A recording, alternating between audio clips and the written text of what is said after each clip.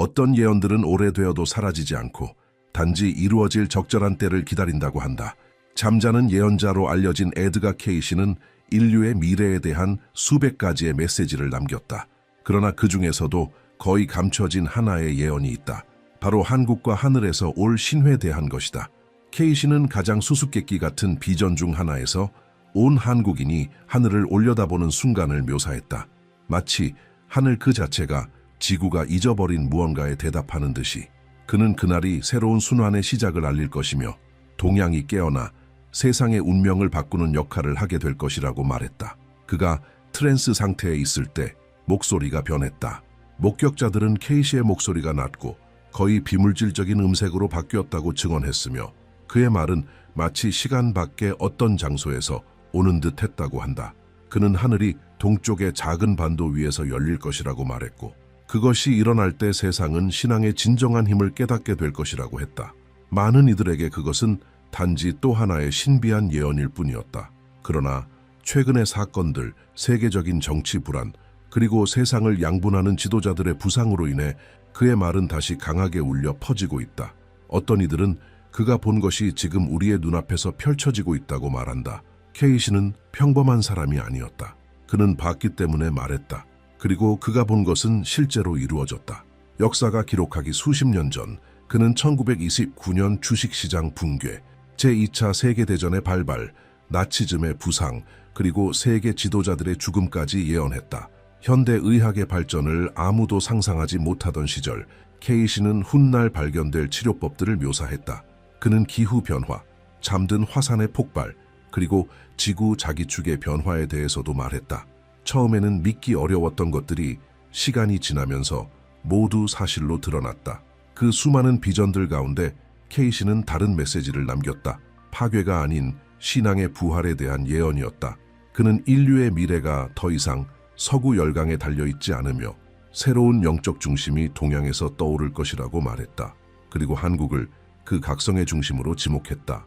그의 말에 따르면 서양의 힘이 약해질 때 동양의 영기 일어날 것이다.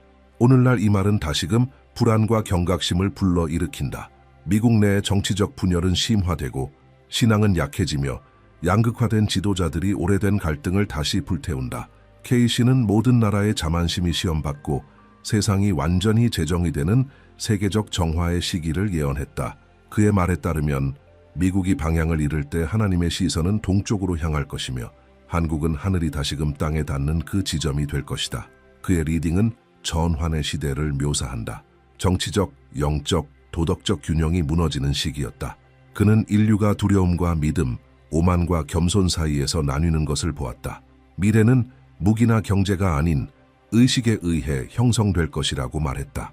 그리고 그 새로운 순환을 시작할 민족은 가장 많이 고통받고 가장 많이 기도한 민족일 것이라 했다. 그래서 그는 한국을 고통으로 정화된 땅이라 불렀다. 가장 놀라운 점은 케이시가 자신의 말이 실현되는 것을 생전에 보지 못했다는 것이다. 그럼에도 불구하고 그가 예언한 서구의 위기, 동양의 부상, 논란 많은 지도자들의 귀환, 그리고 아시아 영성의 부활은 지금 현실로 나타나고 있다. 그의 비전은 마치 지금 이 순간 모든 이들 앞에서 하나씩 펼쳐지고 있는 듯하다. 세상이 권력과 정치, 경제를 두고 논쟁을 벌이는 동안 케이시는 어떤 나라도 통제할 수 없는 것, 즉 영적 운명에 대해 말했다. 그는 하늘의 신호가 비유가 아닌 실제로 보이고 피할 수 없는 사건이 될 것이라 했다. 전 세계가 고개를 들어 하늘을 바라보게 만들 인간을 넘어선 존재가 다시 활동을 시작했음을 알리는 계기가 될 것이다. 그리고 그 빛이 나타날 때 그는 말했다. 한국의 심장이 온 인류를 대신해 뛰기 시작할 것이라고. 전쟁과 분단, 고통을 견뎌낸 나라가 새로운 부름을 가장 먼저 인식하게 될 것이라고 했다. 케이시에 따르면 이 순간이 바로 인류의 영적 전환의 시작을 의미한다. 현대의 어떤 위기도 오기 전 수십 년 전에 에드가 케이시는 세상이 전환의 사이클에 들어설 것이라고 경고했다. 그는 강대국들이 약해지고 진실이 왜곡되며 구세주처럼 여겨졌던 지도자들이 시험대에 오를 것이라고 했다. 그는 혼돈 속에서 인류가 해답을 찾으려 애쓰는 시기를 묘사했다. 많은 사람들은 그 시기가 이미 도래했다고 믿는다. 정치적 분열, 조용한 전쟁들, 집단 신앙의 상실, 이 모든 것은 케이시가 잠든 상태에서 그린 시나리오와 정확히 일치한다. 그의 리딩 중 하나에서 케이시는 세계 권력이 큰 전환점을 맞이할 것이라고 경고했다. 그의 말에 따르면 그 변화의 첫 무대는 아메리카였다. 그는 스캔들, 도덕적 위기, 내부의 이념 전쟁이 그 나라가 대표하던 모든 것을 의심하게 만들 것이라고 말했다. 그리고 그 예언 속에서 그는 논란 많은 한 지도자의 귀환을 언급했다. 세상을 양분하고 권력의 이면을 드러낼 인물, 도널드 트럼프가 다시 정치의 중심에 서자 많은 연구자들은 케이시의 예언을 떠올리며 그 순환이 시작되었음을 주장했다. 예언자는 말했다. 서구의 혼란은 인간의 나약함을 비추는 거울이 될 것이다. 그에게 있어 미국 제국은 외부의 적이 아닌 스스로의 영적 결핍으로 인해 흔들릴 것이었다. 오만, 자만, 신앙으로부터의 이탈이 그 기초에 깊은 균열을 낼 것이라고 했다. 그러나 이 붕괴는 끝이 아니라 신호였다. 세계가 방향을 잃고 동쪽을 바라보게 되는 순간, 그리고 그 복원의 시작점으로 케이시는 한국을 지목했다. 그는 사건들을 하나의 시계처럼 보았다. 서구가 혼돈에 빠질 때 동방은 이례적인 힘으로 깨어날 것이라고 했다. 그 각성의 한가운데서 한국은 중심적인 역할을 하게 되는데 군사 강국이 아니라 영적 등불로서 그는 말했다. 진리는 잊힌 자리에서 다시 빛날 것이다. 케이시에게 있어 흔들림 없는 한국인의 신앙은 서구의 도덕적 붕괴가 닥쳤을 때 세계가 필요로 하는 치유의 도구였다. 강대국들이 갈등을 벌이고 인류가 두려움에 둘러싸인 지금 그의 말은 새로운 의미를 가진다. 케이시는 보이지 않는 전쟁에 대해 말했는데 그것은 무기가 아닌 생각으로 이루어진 전쟁이었다. 빛과 영적 어둠의 충돌, 인류의 미래는 지배가 아닌 의식에 달려있다고 했다. 그리고 그 속에서 그는 예상치 못한 주역으로 한국을 보았다. 인류가 신앙을 새로운 방식으로 살아내고 이해하도록 이끄는 이행의 중심. 예언자는 종교에 대해 말한 것이 아니었다. 그는 영적 에너지, 보편적 가치, 그리고 고통 속에서 피어나는 순수성에 대해 말했다. 그는 한국이 선택받은 이유는 수세기에 걸친 고난을 견뎌내면서도 신앙과 기도, 희망을 버리지 않았기 때문이라고 믿었다. 그가 말하길 그 축적된 힘이 곧 드러날 것이며 그 순간 한국인의 신앙은 조용하지만 되돌릴 수 없는 부활처럼 세상에 퍼져나갈 것이라고 했다.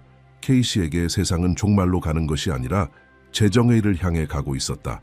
그는 전 세계적인 사건의 연쇄를 보았다. 정부, 경제, 신념을 흔드는 거대한 격동.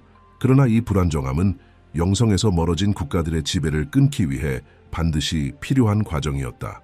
혼돈 이후에는 질서가 오지만 그것은 정치적 질서가 아니라 신성한 질서였다. 그리고 그 질서 속에서 한국은 균형의 첫 번째 신호가 될 것이라고 그는 말했다. 예언자는 단언했다. 서구가 더 이상 해답을 갖지 못할 때 인류의 눈은 동쪽을 향하게 될 것이다. 수십 년간 연구자들에 의해 반복되어 온 이 문장은 이제는 현실의 경고처럼 들린다. 세상이 조각나는 지금, 케이시의 말은 최근의 사건들과 점점 더 일치하고 있다. 그는 지구가 분열될 것이라 보았지만 파멸은 아니었다. 각성은 고통에서 오며 그 집단적인 고통이 인류를 새로운 시작을 위해 준비시킬 것이라 했다. 케이시는 모든 나라가 각자의 영적 사명을 가지고 있다고 믿었다. 그리고 한국의 사명은 과학, 신앙, 의식을 하나의 새로운 문명 형태로 통합하는 것이었다. 그의 시대에는 불가능해 보였던 이 말은 오늘날 현실이 되었다. 한국은 기술, 규율, 문화적 영향력의 상징이 되었고 그의 예언을 연구하는 이들에게 이것은 우연이 아닌 약 100년 전에 예고된 과정의 실현이다. 케이시는 말했다. 신은 언제나 고통이 희망을 무너뜨리지 않은 장소를 선택하신다. 그는 한국인의 마음이 역경 속에서 다듬어졌으며 그 집단적인 고통이 그들이 영적으로 준비되었다는 신호라고 믿었다. 그의 말은 조용한 에너지를 묘사했다. 수세기 동안 축적된 그것은 언젠가 세상을 변화시키기 위해 방출될 것이라고 했다. 전쟁이 아닌 도덕적 힘, 지구의 영적 균형을 회복할 수 있는 힘. 케이시에 따르면 한국은 진정한 신앙의 부활을 처음으로 경험하게 될 영토였다. 그는 말했다. 강대국들이 야망 속에서 스스로를 소모할 때 신은 겸손한 민족을 선택하여 새로운 시대를 이끌게 할 것이라고. 그 시대는 서구가 도덕적으로 붕괴될 때 시작될 것이며 그 순간 한국이 일어설 것이라고 했다. 정복이 아니라 모범으로. 그는 미래를 인간 본질로의 회귀라고 보았다. 한국은 그 변화의 거울이자 영성과 진보를 결합하는 첫 번째 나라가 될 것이라고 했다.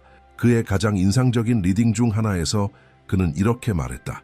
이 민족의 신앙은 세상이 어둠에 잠겨도 꺼지지 않는 빛이 될 것이다. 그에게 있어 한국인의 꾸준한 신앙, 매일의 기도, 생명에 대한 존중, 그것이 바로 집단적 기적의 토대가 될 것이라고 믿었다.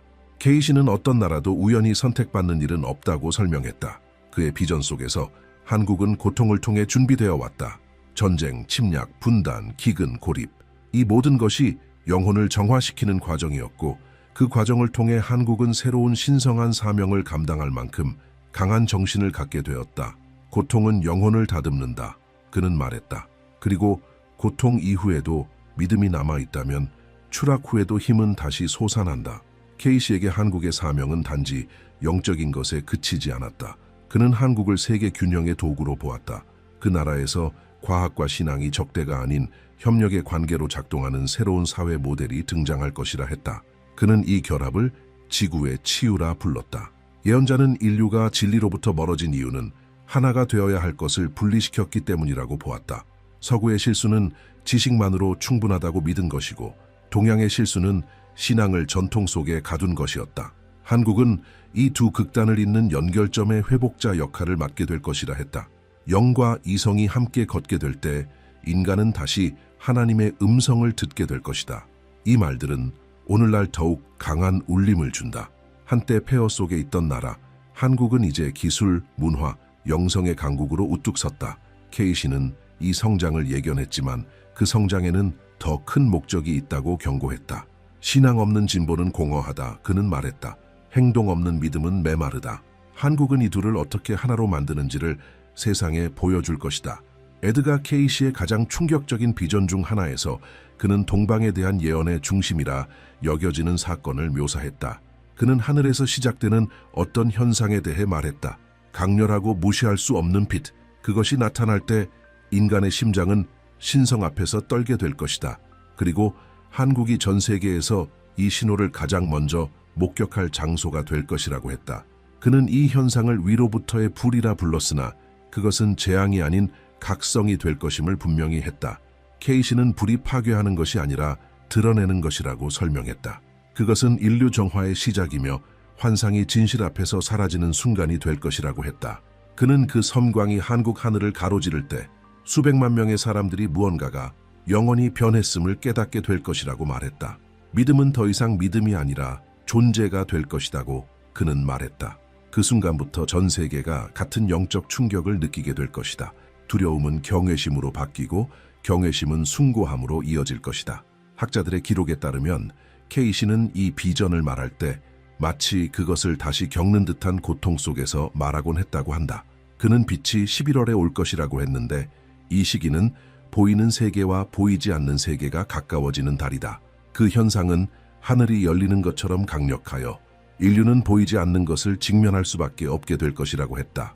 그것은 인간이 결코 혼자가 아니었음을 깨닫는 순간이 될 것이라고 그는 말했다. 케이시에 따르면 이 신호는 자연적인 것이 아니다. 그것은 오랜 불신에 대한 신의 응답이며 한국에서 발생하는 이유는 그곳이 그 힘을 감당할 영적 준비가 된 유일한 민족이기 때문이라고 했다. 그는 그 섬광이 대전환의 시작을 알리는 것이라고 주장했다. 오만에 지배당한 옛 세상과 믿음으로 인도되는 새로운 세상의 분기점이 될 것이다. 이 사건 이후 케이시는 인간 정신에 즉각적인 변화가 일어날 것이라고 보았다. 권력은 더 이상 이전과 같지 않을 것이라고 그는 말했다. 교만으로 통치하던 자들은 무너지고 마음으로 섬기던 자들이 일어날 것이다. 그의 말은 전례 없는 정치적 변화를 가리키고 있었다. 그는 하늘의 신호 이후 한국 내부에 균열이 생길 것이며 그것은 폭동이 아니라 계시로 인해 일어날 것이라고 예견했다. 숨겨진 진실이 드러나고 손댈 수 없을 것 같던 지도자들이 하루아침에 영향력을 잃게 될 것이다. 예언자는 정의는 인간이 이해할 수 없는 방식으로 회복될 것이다 고 말했다. 그의 리딩에서 그는 한국에서 새로운 지도자가 등장하는 모습을 묘사했다. 권력을 탐하지 않고 섬기기 위해 태어난 믿음의 사람이다. 케이시의 말에 따르면 그는 회의론자들 사이에 순수한 마음을 가진 자였다. 민중은 그를 힘이 아니라 희망으로 인해 따르게 될 것이다. 예언자에 따르면 이 새로운 지도자는 하늘의 불 이후에 나타날 것이다. 그는 정치 가문도 경제 엘리트도 아닌 평범한 사람이다. 경험과 겸손으로 단련된 사람이다. 그 선택받은 자는 영광을 추구하지 않을 것이다. 영광이 그를 찾을 것이다고 케이시는 말했다. 그는 이 인물을 40대에서 50대 사이의 사람으로 묘사했다. 군인 출신이지만 평화로운 영혼을 지닌 사람, 단호한 눈빛과 분명한 목적을 가진 영적 원칙에 따라 움직이는 사람이다. 케이시에 따르면 이 인물은 새로운 시대의 열쇠가 될 존재였다. 그는 단지 한 나라를 통치하는 것이 아니라 한 민족을 깨울 것이다고 예언자는 말했다. 그는 한국이 그의 지도 아래에서 다른 나라들의 갱신 모델이 될 것이라고 믿었다. 그 변화는 단순한 정치적 변화가 아니라 영적인 변화일 것이다. 잊혀졌던 가치들이 다시 찬양받게 되고 믿음은 성전이 아닌 거리로 나가게 될 것이다. 이전에 이념으로 나뉘었던 국민은 이제 하나의 확신 아래 모이게 될 것이다. 더 큰 무언가가 시작되었다는 것. 케이시는 이 과정이 쉽지 않을 것이라고 말했다. 그는 저항과 불신, 반대를 언급했다. 그러나 그는 또한 이 새로운 지도력의 힘이 정치에서 나오는 것이 아니라 진리에서 나올 것이라고 했다. 거짓을 말한 자들은 침묵하고 배신한 자들은 사라지며 충실한 자들은 약속이 이루어지는 것을 보게 될 것이다. 예언자는 한국이 세계 앞에서 다시 태어나는 모습을 보았다. 하늘의 불과 옛 권력의 붕괴 이후 그 나라는 회복된 정의와 신앙의 상징이 될 것이다. 그는 이 변화가 너무나도 분명해서 주변 국가들이 놀라움을 감추지 못할 것이라고 했다. 불가능한 일이 지구의 눈앞에서 현실이 될 것이다. 섬광의 비전 이후 에드가 케이시는 조용히 시작되어 통제할 수 없을 정도로 퍼지는 변화를 묘사했다. 그는 하늘의 불이 단지 하늘에서 끝나지 않을 것이라고 했다. 그 영적 충격은 국경을 넘어 한반도의 남과 북을 모두 강타하게 될 것이다. 형제 사이의 벽은 바람 앞에 먼지처럼 무너질 것이다고 예언자는 말했다. 그에게 이 사건은 세상이 불가능하다고 여겼던 어떤 것의 반가쇠였다.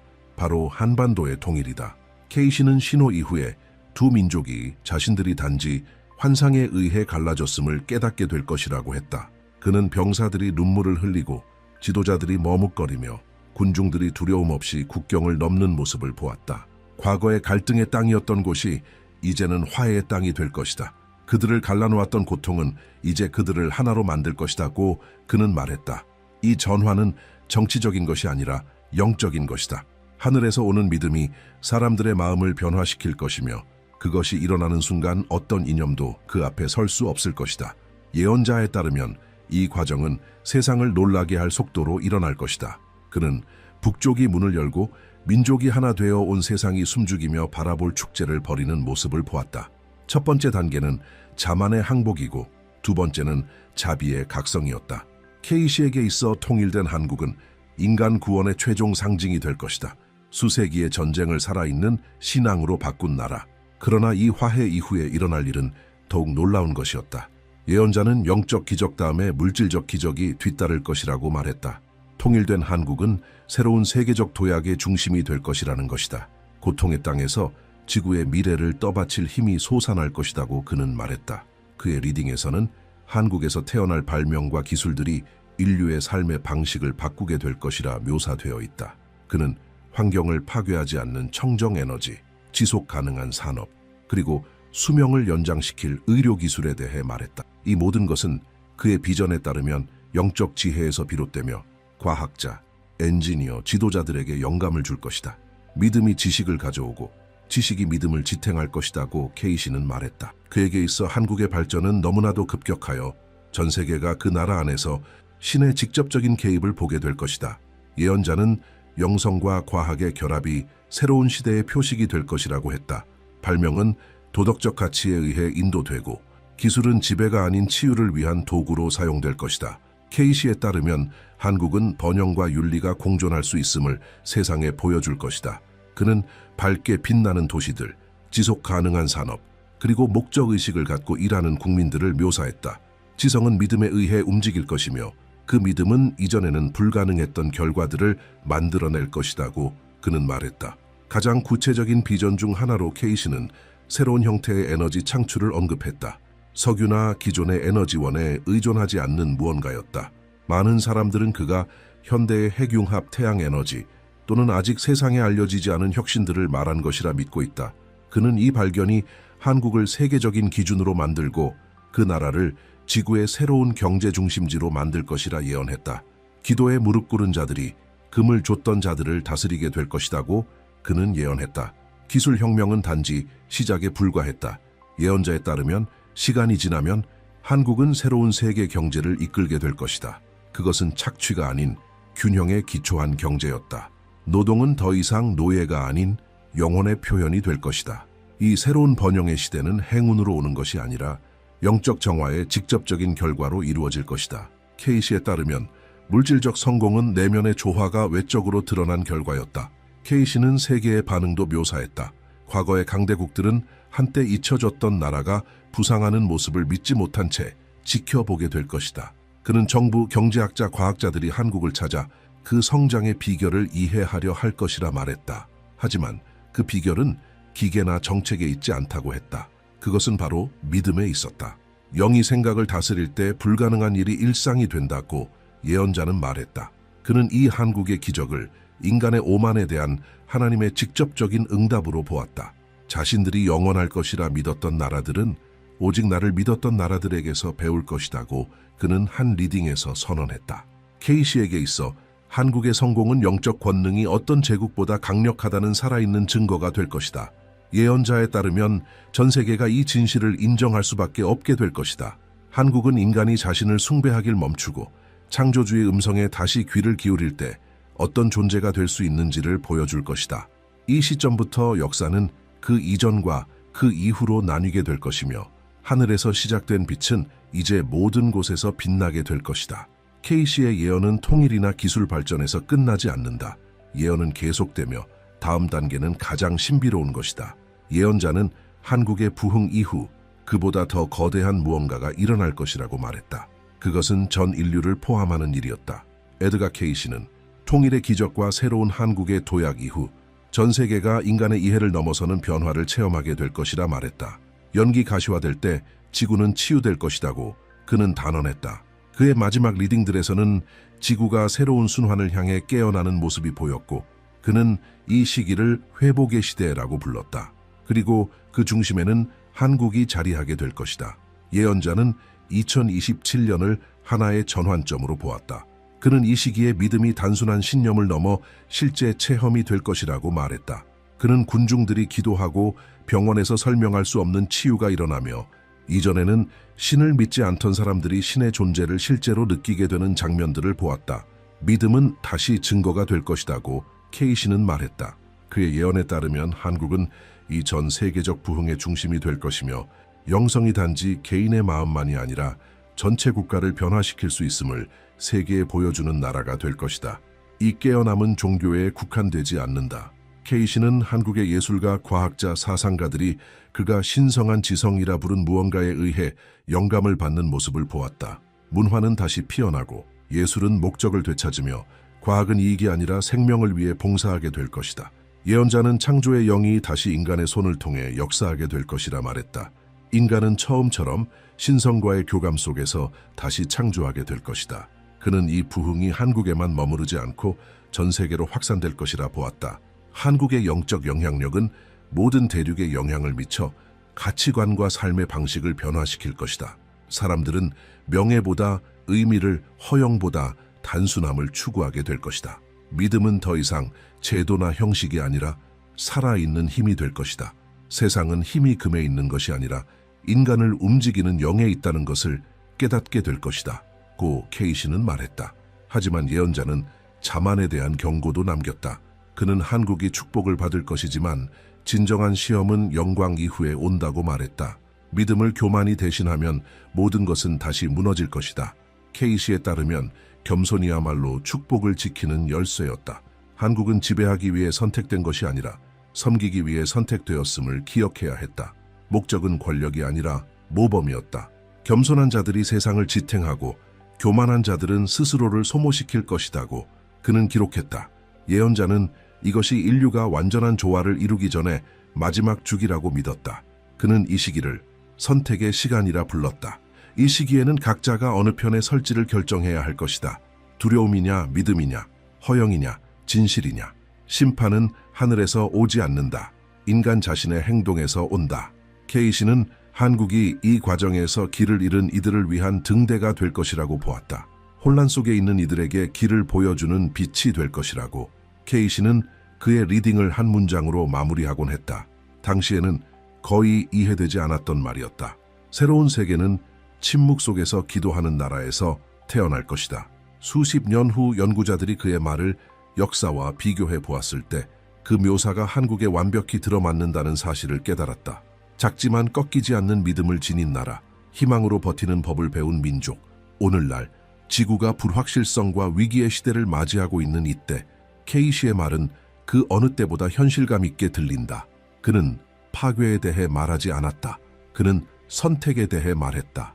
그가 예언한 것은 종말이 아닌 다시 시작되는 것이었다. 그리고 그의 예언에 따르면 이 새로운 시작은 세상이 가장 예상하지 못한 곳에서 시작될 것이다. 오늘날 한국을 바라볼 때 예언자가 묘사한 그 발전과 절제, 영적 힘을 직접 눈으로 확인하게 된다. 그렇기에 묻지 않을 수 없다.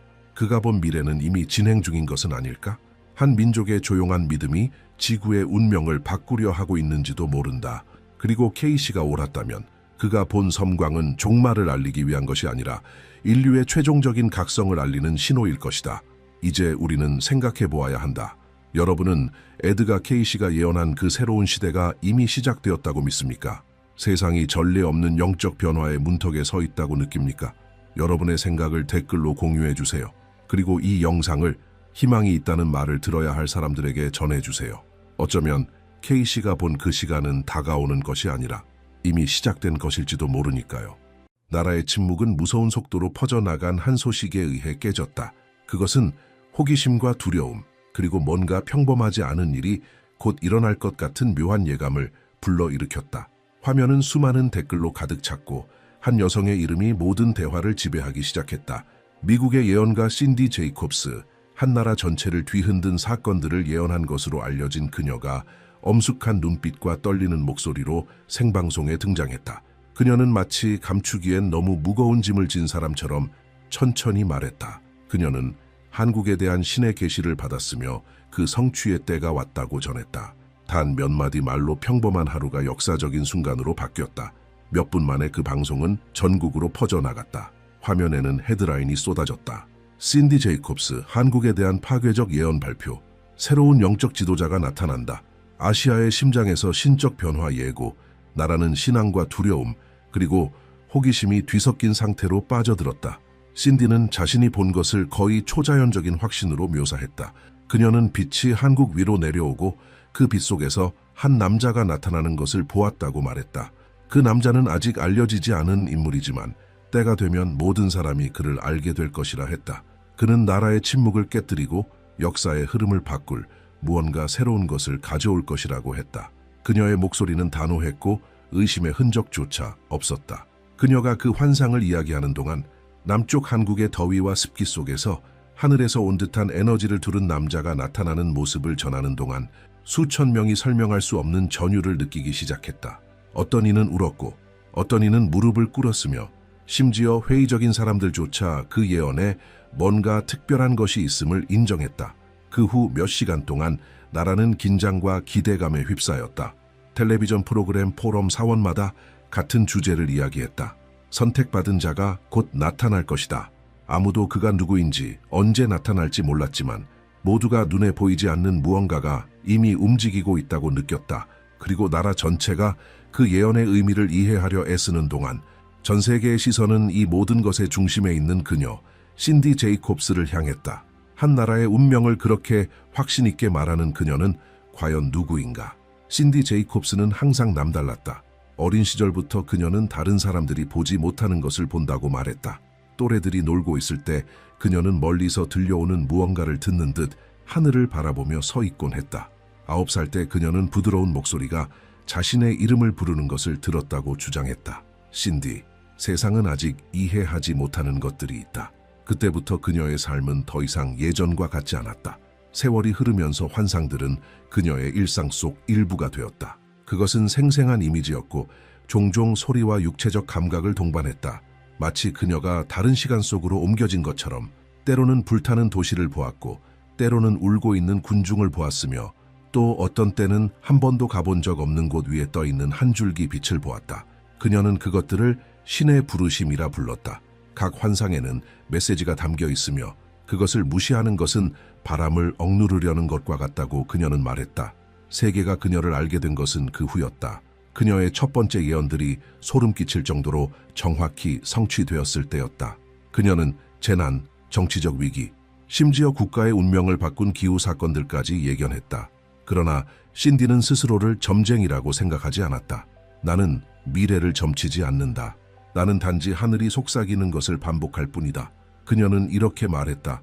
여러 대륙에서 명성과 추종자를 얻었음에도 그녀는 언제나 겸손함을 유지하며 부름받지 않을 때는 조용히 살았다. 그러던 어느 날 무언가가 변했다. 어느 새벽 그녀가 방에서 홀로 기도하던 중 지금까지와는 전혀 다른 존재감이 그녀를 덮쳤다. 갑자기 온도가 떨어지고 공기가 움직이는 듯했고 그녀 안에서 믿을 수 없을 만큼 또렷한 한 단어가 울려 퍼졌다. 코리아. 처음에는 자신이 상상하고 있다고 생각했다. 하지만 그 단어는 점점 강렬하게 3번 반복되었다. 코리아, 코리아, 코리아. 그 순간 그녀는 선명한 이미지를 보았다. 산들에 둘러싸인 땅, 안개로 덮인 풍경, 그리고 그 중심에서 심장처럼 고동치는 빛. 그때 그녀는 부르심의 방향이 바뀌었음을 깨달았다. 하나님이 동쪽을 가리키고 있음을. 몇 주 동안 신디는 철저한 침묵을 지켰다. 여행을 중단하고 일정을 취소하며 기도로만 시간을 보냈다.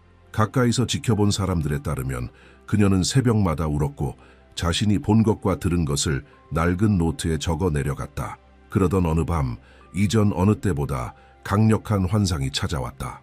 그녀는 황금빛 들판 한가운데 있는 한 남자를 보았다. 태양은 지평선을 불태우고 있었고 강한 바람이 땅을 쓸고 있었다. 그 남자는 무릎을 꿇고 땅을 어루만지며 그녀가 알지 못하는 언어로 무언가를 속삭였다. 그리고 갑자기 위에서 한 목소리가 들려왔다. 하나님께서 이 땅에 한 수호자를 세우실 것이다. 그는 무명에서 나와 보이는 것과 보이지 않는 것의 다리가 될 것이다. 다음 날 신디는 자신의 일기에 한 문장을 적었다. 동쪽의 바람이 움직일 때 세상의 귀가 열릴 것이다. 이 문장은 훗날 그녀의 한국에 대한 예언의 중심이 되었다. 그때부터 그녀는 한국의 역사와 영성을 연구하기 시작했다. 한국이 믿음, 저항, 그리고 끊임없는 부활로 점철된 땅이라는 것을 발견했다. 불가능을 견디고 살아남은 나라, 그리고 파괴될 때마다 더 강하게 되살아난 나라였다. 이곳은 거룩한 땅입니다. 그녀는 이렇게 말했다.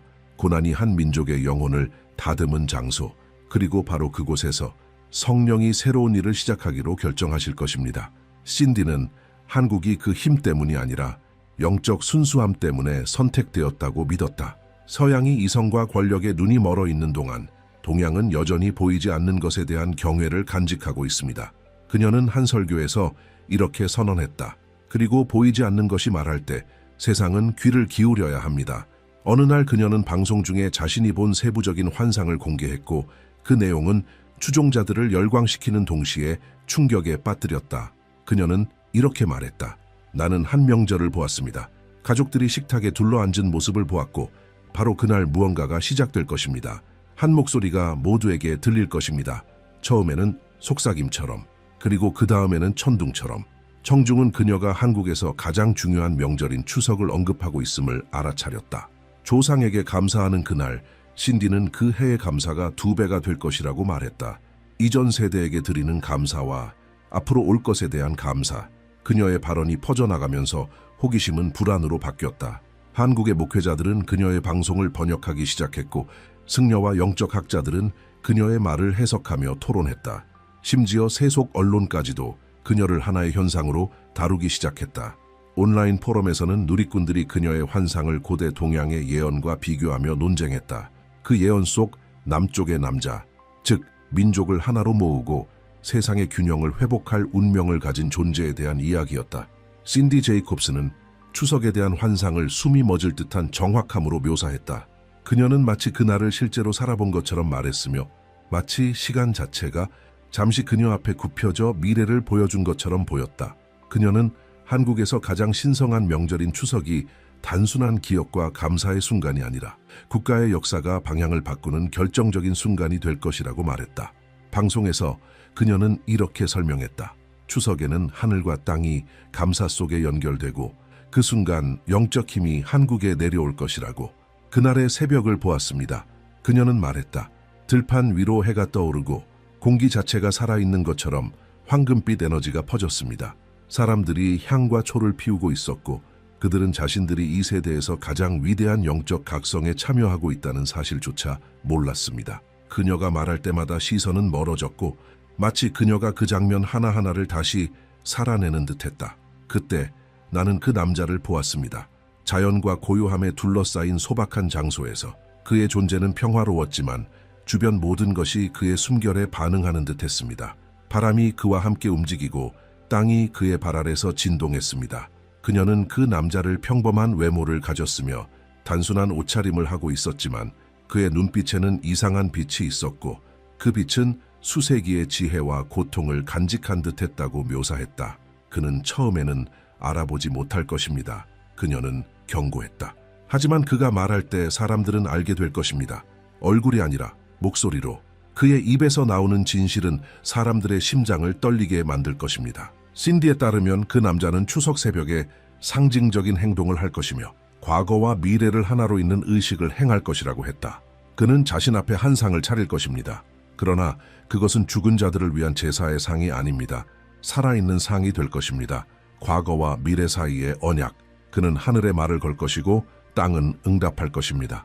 그녀는 이 의식이 한국인들 자신의 정체성에 대한 새로운 영적 이해를 가져올 것이며 그 나라는 설명할 수 없는 어떤 것을 느끼게 될 것이라고 했다. 일종의 신성한 온기, 마치 성령이 집집마다 걸어 다니는 듯한 느낌. 그녀의 환상에 담긴 세부 묘사는 즉각적인 반향을 일으켰다. 목사들, 승려들, 영적 학자들이 그녀의 말을 하나하나 분석하기 시작했다. 일부는 그 행위를 집단적인 각성의 은유로 해석했고 다른 이들은 신디가 새로운 지도자의 출현, 선택받았지만 아직 때가 되지 않아 숨겨진 존재를 본 것이라 믿었다. 그러나 신디는 확신에 차 있었다. 세상은 이것을 우연이라 부르겠지만 그렇지 않습니다. 그날은 태초부터 정해진 날입니다. 그리고 한국인들이 조상들을 기리기 위해 모일 때 그들을 더 큰 무엇인가가 되갚아 줄 것입니다. 그녀는 이 명절 동안 그 남자가 짧지만 강력한 메시지를 전할 것이라고 주장했다. 단 한 문장이었지만 몇 시간 만에 소셜미디어와 뉴스 전반에 퍼져나갈 문장. 그 한 문장은 사람들이 하던 일을 멈추고 하늘을 올려다보며 이렇게 묻게 만들 것입니다. 우리에게 지금 무슨 일이 일어나고 있는가? 추석이 다가올수록 한국의 분위기는 변하기 시작했다. 기대와 불안이 뒤섞인 공기였다. TV 뉴스는 미국인 예언계에 대한 보도를 내보냈고 사찰과 교회에서는 철야 기도가 이어졌으며 수천 명이 추석에 무언가가 일어날 것이다 라는 제목의 영상을 공유했다. 신디 제이콥스는 자신의 환상 속에서 한국에 내려오는 빛이 사원도 궁궐도 아닌 평범한 한 남자 위로 내려앉는 것을 보았다고 말했다. 아무도 알아보지 못할 얼굴, 지금껏 들어본 적 없는 목소리. 그녀는 그를 남쪽의 남자라고 불렀다. 더위와 습기 속에서 나타날, 지배하기 위해서가 아니라 깨어나게 하기 위해 나타날 선택받은 자. 한 방송에서 그녀는 그 남자를 이렇게 묘사했다. 그 말은 가장 회의적인 사람들까지도 소름 끼치게 만들었다. 그에게는 칭호가 없을 것입니다. 중요한 혈통에서 오지도 않을 것입니다. 그의 힘은 침묵에서 나오며 그의 권능은 말 자체가 아니라 그 안에 거하는 진리에서 나올 것입니다. 신디에 따르면 그 남자는 은둔하며 거의 잊힌 채로 살다가 정확한 때가 되었을 때만 나타날 것이라고 했다. 그는 하늘이 명령할 때 일어설 것입니다. 그녀는 또 그를 자연에 둘러싸인 소박한 장소에서 보았다고 전했다. 바람 소리와 벌레 소리가 섞여 들리는 곳에서 그에게는 순수하고 거의 손대지 않은 듯한 무언가가 있었습니다. 그의 눈은 깊었고 한 민족의 고통과 지혜를 이미 다 울어본 듯한 시선을 하고 있었습니다. 또 다른 환상 속에서 그녀는 그가 맨발로 흙길을 걷는 것을 보았다. 그의 얼굴은 고요하면서도 결연했고 연기 그의 위에 망토처럼 덮여 있었습니다. 그가 내딛는 한 걸음 한 걸음이 공기 자체를 움직이는 것 같았습니다. 신디는 그가 계시의 은사를 가지고 있다고 했다. 마법 같은 능력이 아니라 인간의 고통을 초자연적인 깊이로 이해하게 하는 영적 민감성. 그는 공부가 아니라 연결로 인해 다가올 일을 알게 될 것입니다. 하나님께서 친구가 친구에게 말하듯 그와 말씀하실 것입니다. 많은 사람들에게 그녀의 말은 너무나 상징적으로 들렸다. 그러나 그녀의 목소리에는 어떤 과장이든 밀어낼 만큼의 힘이 있었다. 그녀는 불가능을 본 사람만이 가질 수 있는 평온함으로 말했다. 그녀는 그 남자가 추종자를 구하지도 교회를 세우지도 명성을 추구하지도 않을 것이라고 했다. 오히려 그의 존재는 권력자들에게 불편함을 줄 것이라고. 그는 먼저 거부당할 것입니다. 그 다음 두려움의 대상이 될 것이고 마지막에야 인정받게 될 것입니다. 그녀는 이렇게 선언했다. 추석을 앞둔 몇 주 동안 추측이 쏟아졌다. 그 남자는 누구일까? 어떤 이들은 이미 알려진 영적 지도자가 새로운 메시지를 들고 나타날 것이라 믿었고, 또 다른 이들은 정치 개혁가나 심지어 단순한 농부일 것이라 추측했다.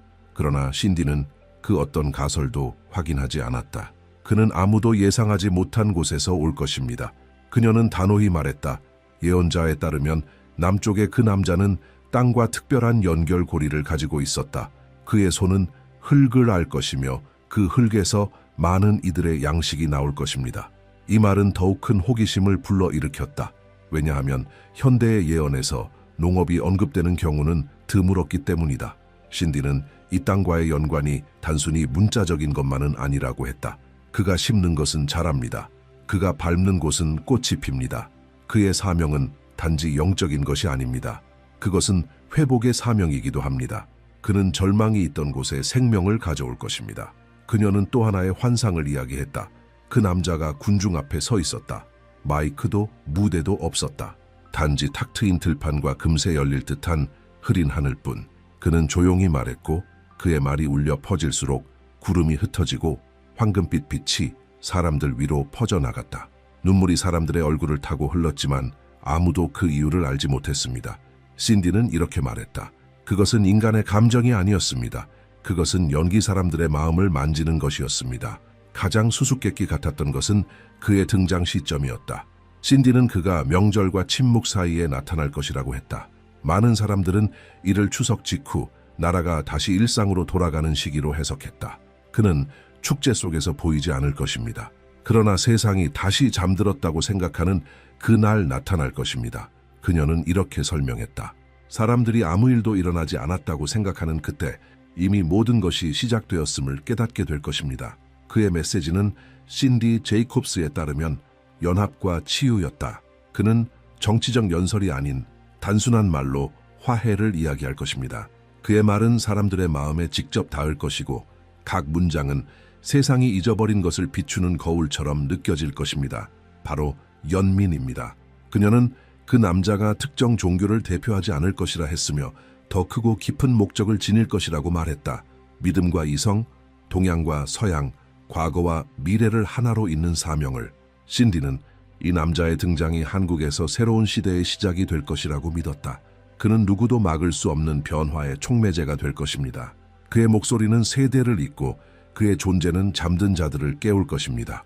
그녀는 그 남자가 지도자로서가 아닌 종복으로서 나타날 것이라고 했다.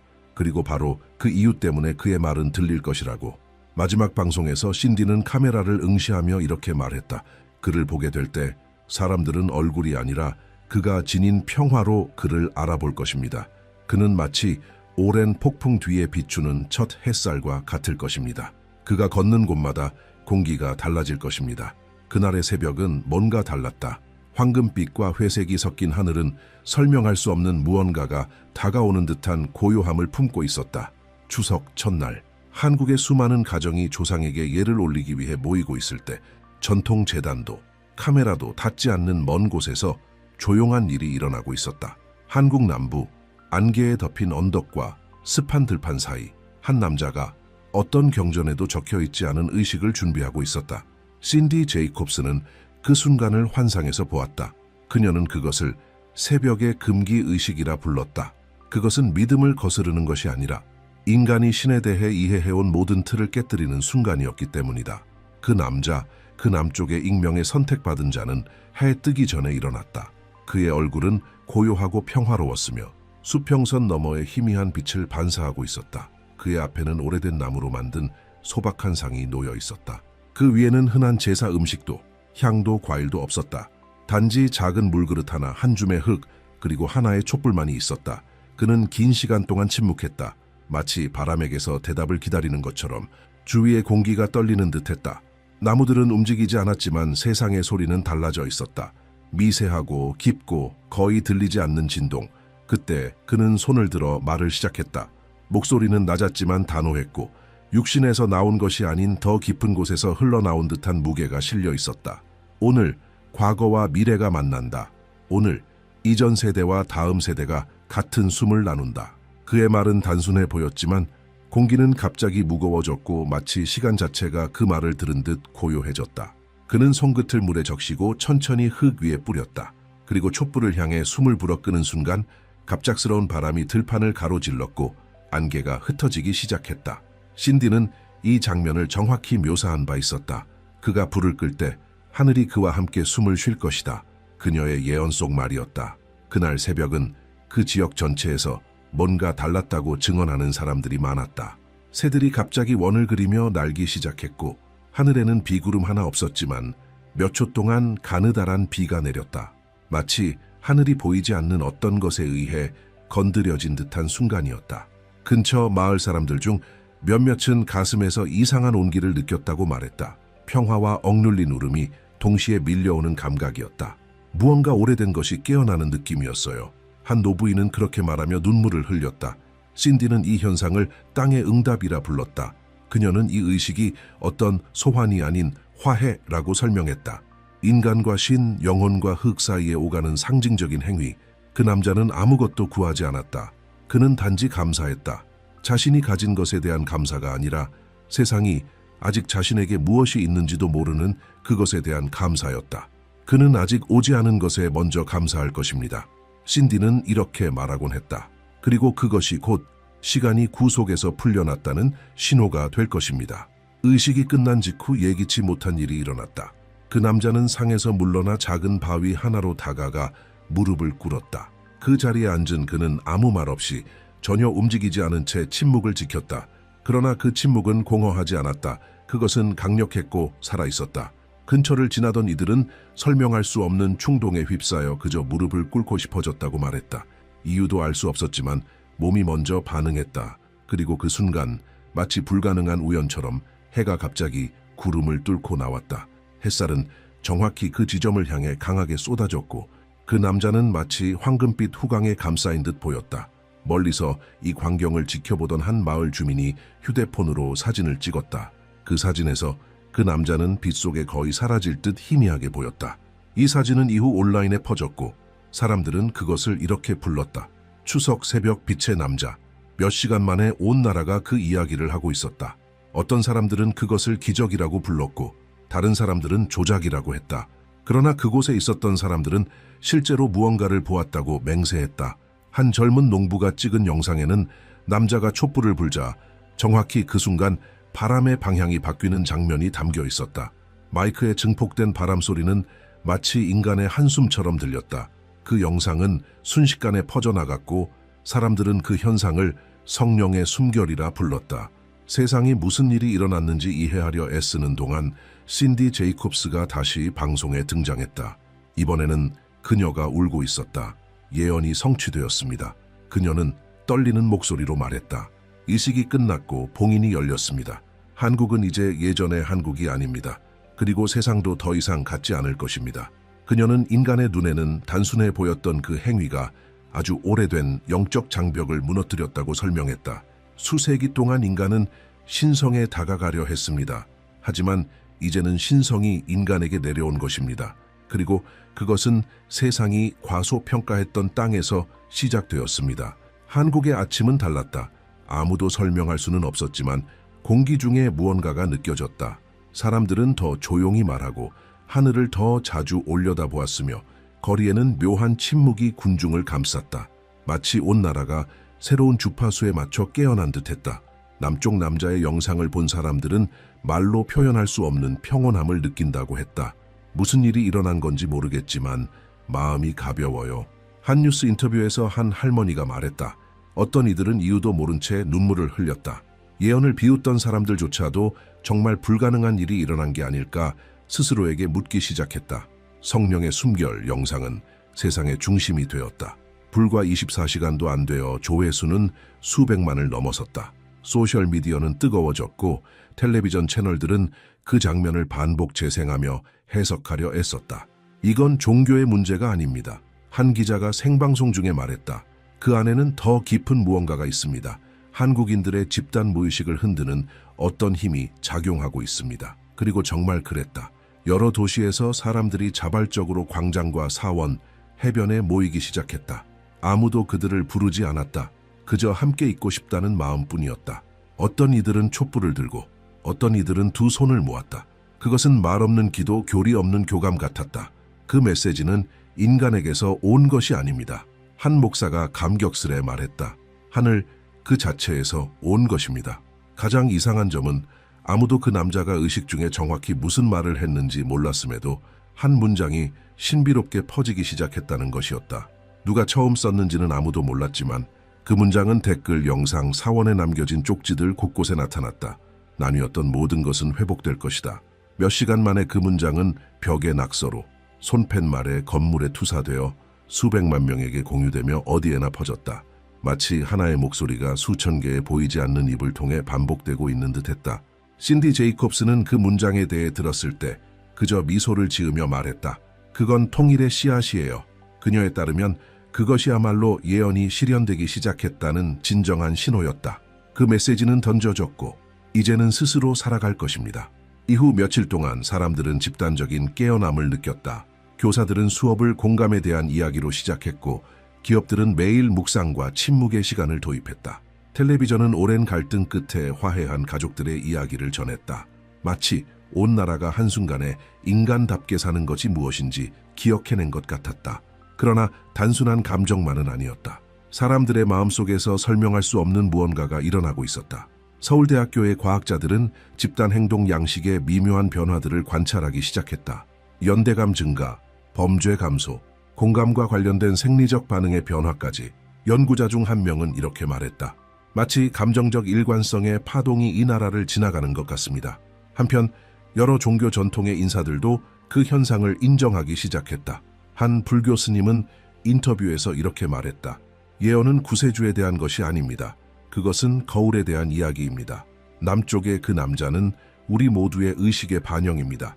그는 신성이 멀리 있는 것이 아니라 인간 안에서 깨어나고 있다는 증거입니다. 정부는 이 감정을 막을 수 없어 질서를 유지하려 애썼다. 하지만 일어나는 일은 혼란이 아니었다. 시위도 분노도 없었다. 그것은 조용하고 평화로운 움직임이었으며 그 어떤 통제 시도도 무색하게 만들었다. 청년들은 자발적으로 거리로 나와 공공장소를 청소하고 나무를 심고 모르는 노인들을 돕기 시작했다. 사람들은 그것을 회복의 물결이라고 불렀다. 그리고 그 문장은 계속 퍼지고 있었다. 나뉘었던 모든 것은 회복될 것이다. 지하철역의 포스터, 학교에 걸린 현수막, 심지어 휴대폰 화면 속에도 그 문장이 떠올랐다. 마치 알고리즘 자체가 이 신비 앞에 무릎을 꿇은 듯했다. 10월 어느 밤, 서울에서 인상적인 장면이 펼쳐졌다. 수천 명의 사람들이 광화문 광장에 모였다. 모두 손에 불이 켜진 촛불을 들고 있었다. 누가 이 모임을 조직한 것도, 누가 연설한 것도 아니었다. 그럼에도 불구하고 사람들은 한 목소리로 부드러운 멜로디를 흥얼거리기 시작했다. 즉흥적으로 시작된 그 노래는 마치 기도처럼 들렸고 건물들 사이로 울려 퍼지며 차가운 밤하늘과 바람에 섞였다. 그것은 마치 온 나라가 하나의 호흡으로 숨쉬고 있는 듯한 순간이었다. 신디 제이콥스는 멀리서 그 모든 것을 조용히 지켜보고 있었다. 며칠 뒤 그녀는 짧은 영상에 나타나 단 한마디만 남겼다. 한국은 깨어났습니다. 지금 태어난 것은 어느 한 사람의 것도 한 국가의 것도 아닙니다. 그것은 온 민족을 통해 움직이는 영입니다. 전문가들은 이 현상을 설명할 수 없는 집단 효과라고 불렀다. 사회학자들은 현대에 이와 같은 사례는 없었다고 말했다. 하지만 어떤 이론도 이 변화의 출발점을 설명할 수는 없었다. 퍼지고 있는 것은 단순한 사상이 아니라 하나의 에너지였다. 남쪽 남자의 메시지는 국경을 넘어섰다. 수십 개 언어로 번역되어 아시아 다른 나라에서도 울려 퍼지기 시작했다. 필리핀의 교회들, 일본의 사원들, 태국의 명상 모임들에서도 그 문장을 반복했다. 무언가가 움직이고 있었다. 조용하고 보이지 않는 힘이 이전에는 대립하던 문화와 종교들을 하나로 잇고 있었다. 바람이 바뀌었다. 한국의 모든 것이 이전과는 달라 보였지만 동시에 모든 것은 제자리에 있었다. 거리도, 불빛도, 도시의 소리도 그대로였지만 다른 진동을 품고 있었다. 마치 온 나라가 눈에 보이지 않는 무엇과 조화를 이루며 숨을 쉬는 것처럼 남쪽의 그 남자는 사라졌다. 그의 이름은 존재했다 해도 끝내 밝혀지지 않았다. 그러나 그의 존재는 모든 깨어난 마음 속에 조용한 불꽃처럼 퍼져 있었다. 그 뒤를 이은 날들은 미묘하지만 되돌릴 수 없는 변화의 시기였다. 사람들은 다시 일상으로 돌아갔지만 대화에는 가벼움이 깃들었고 이전에는 없던 연민이 피어났다. 수년간 말조차 섞지 않던 가족들이 다시 만났고 기업들은 인도주의적 프로젝트에 투자하기 시작했다. 학교들은 매일 침묵의 1분을 도입해 하루 한 번씩 묵상하는 시간을 가졌다. 그리고 교회, 사원, 거리 곳곳에서는 이 나라의 새로운 기초가 된 문장이 반복되었다. 나뉘었던 모든 것은 회복될 것이다. 전 세계는 놀라움 속에 이를 지켜보았다. 국제 언론은 이 현상을 코리안 어웨이크닝, 한국의 각성이라고 불렀다. 정치 분석가들은 혁명도, 지도자도, 전쟁도 없이 어떻게 한 나라 전체가 변화했는지를 이해하려 했다. 그러나 그 해답은 보고서 속에 있는 것이 아니었다. 그것은 보이지 않는 곳에 있었다. 무언가 깊은 곳이 건드려졌고 한국은 전 세계가 지켜보는 가운데 새로운 의식의 중심지가 되어갔다. 모든 것을 예언했던 신디 제이콥스는 멀리서 조용히 지켜보고 있었다. 이제는 더 이상 자주 말을 하지 않았다. 그녀는 자신의 사명이 끝났다고 말했다. 마지막으로 대중 앞에 나타났을 때 그녀는 카메라를 바라보며 미소 지었다. 동방의 바람이 불었습니다. 씨앗은 싹 텄고 이제 세상이 꽃필 차례입니다. 그 후 그녀는 대중의 시야에서 사라졌고 다시는 나타나지 않았다. 어떤 이들은 그녀가 여전히 살아있으며 조용히 기도하고 있다고 믿었고 다른 이들은 그녀가 평안히 떠나 맡겨진 사명을 마쳤다고 말했다. 하지만 그녀가 전한 메시지는 사라지지 않았다. 그것은 바람처럼 퍼져나갔다. 바다를 건너고 민족을 넘고 모든 인간 안에 잠들어 있던 무언가를 깨웠다. 아프리카의 교회들은 예배 중 남쪽의 남자를 언급하기 시작했다. 일본, 태국, 그리고 심지어 브라질의 공동체들도 새벽마다 상징적인 의식을 행하며 믿음과 침묵을 섞어 동방의 빛을 기렸다. 그리하여 단순한 하나의 예언으로 시작된 것이 전 세계적인 움직임으로 확장되었다. 교리도 성전도 사제도 없었다. 오직 사람들이 있었다. 서로를 다시 바라보며 공감을 나누고 잊혔던 인간의 본질을 기억해낸 사람들. 마치 온 지구가 소음에 지친 끝에 마침내 멈춰 섰고 그 침묵 속에서 오랫동안 찾아 헤맸던 것을 발견한 듯했다. 한국에서 그 의식이 이루어졌던 장소는 성지로 여겨지게 되었다. 그곳에는 기념비도 건물도 없었고 단지 지역 주민들이 보존한 푸른 들판이 있을 뿐이었다. 그곳에서는 바람이 멈추지 않는 듯했다.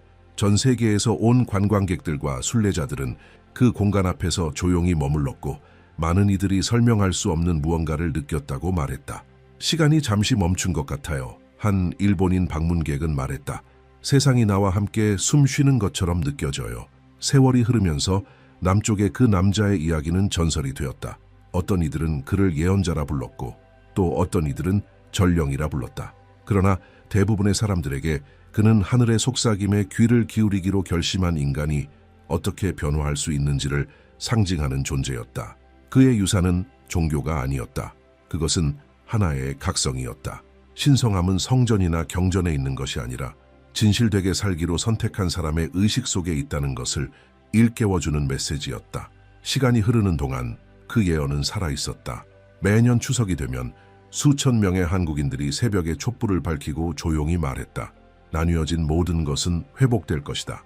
그것은 새로운 의식이자 과거와 미래를 잇는 새로운 연결고리였다.